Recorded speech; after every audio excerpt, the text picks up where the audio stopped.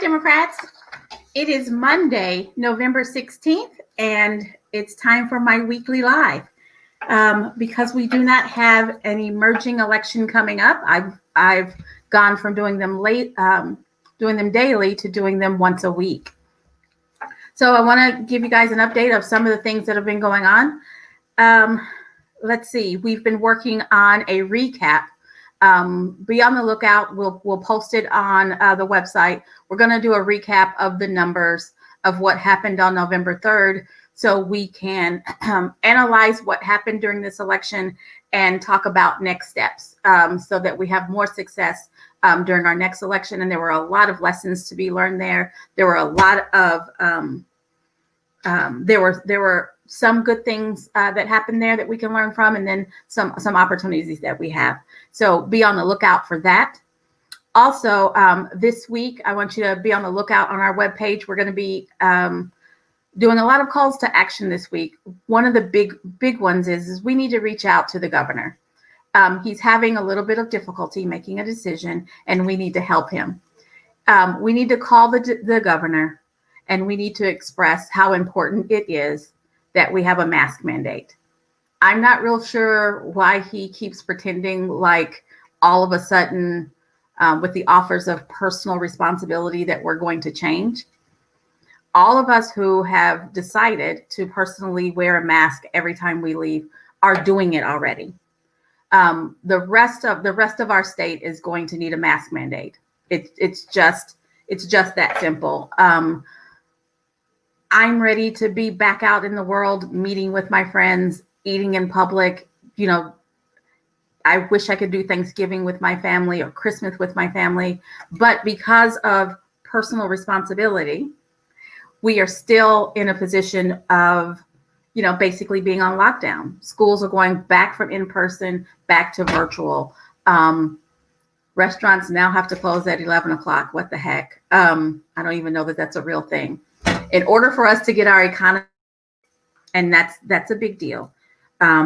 It's personal for me because a couple of my family members have had COVID. In order for us to get our economy back and to go back to whatever the new normal is going to look like, we've got to get COVID under control, and hoping that people will decide to all of a sudden start wearing a mask, although we've been encouraging them now for 9 months.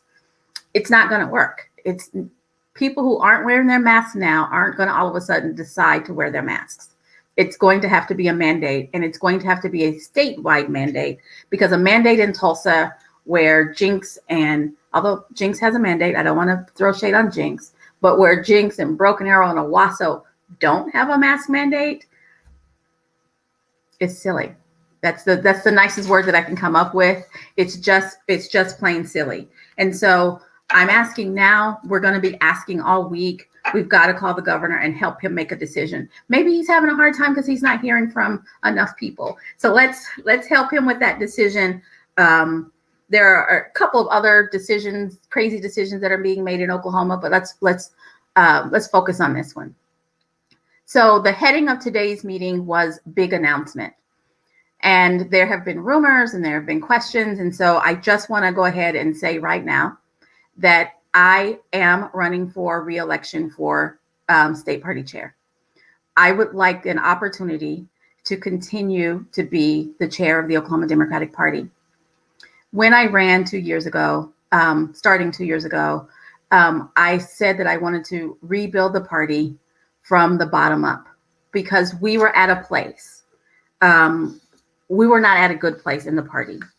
And I'm going to continue voting like a Democrat because it is aligned with my values. And I do this work because I want the party to be better. I want the party to be what they used to be. I want the party to be in a place where we can win again. And so I ran on rebuilding the infrastructure. I ran on a bunch of things. But for the first year, my main focus was getting the party on a better financial footing. When I got elected, I was told that the party was about $20,000 to $25,000 in debt. After a month of gathering the bills and putting them all on the spreadsheet, it looked like we were $80,000 in debt. Thus far, in my time of being chair, I have paid $130,000 plus in debt that was incurred prior to me becoming chair. So in this year, I have worked really hard to get the party out of debt, because it is hard to do anything else. It is hard to run programs. It is hard to hire staff. It is hard to do the things that we need to do in order to win, as long as we don't have the money to know that we have a place to have our offices, that we have internet, that we have phone. Those things cost money. And when I got here, the party was not in a good position in order to pay for those things. So now we're there. And so every bit of money that we raise now goes for future programming. It goes for programs like registering people to vote and keeping people who are registered engaged enough to show up to vote. All of those things take concentrated, deliberate effort. And a lot of the concentrated, deliberate effort and measuring that costs money. And we're at a place now where we're not just fighting debt. We're not just taking every dime that somebody gives us and paying a past bill. The money that we get now goes for future programs. And so some of the future programs that I am planning to do are more training programs. Even when we were in debt, the party managed to pull off 2 very well received training programs for candidates and volunteers.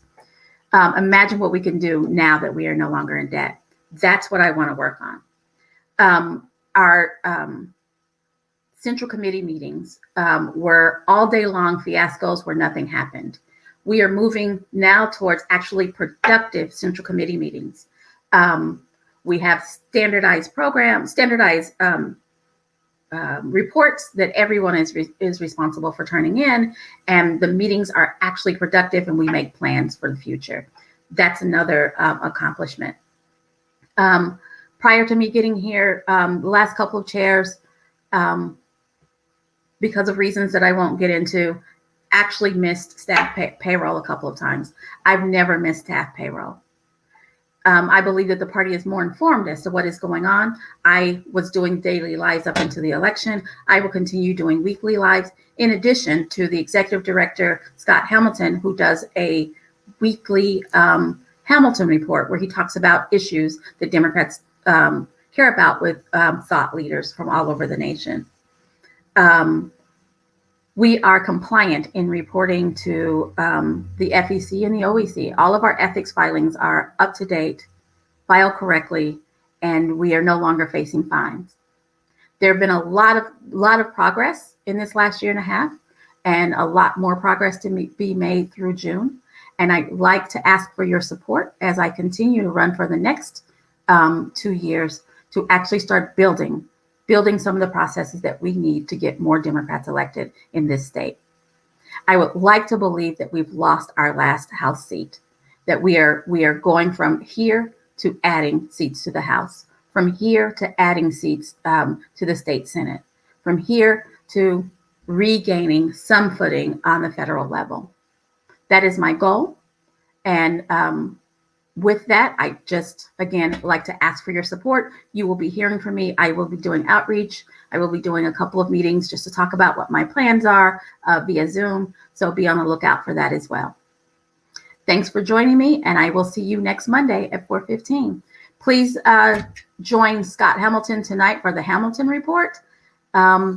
Hopefully he'll help me by posting what he's going to be talking about, with whom he's going to be speaking. Tonight at 7 o'clock, go on our Facebook page or our YouTube page, and both of them are OK Democrats. I'm still waiting to see who he's going to have on.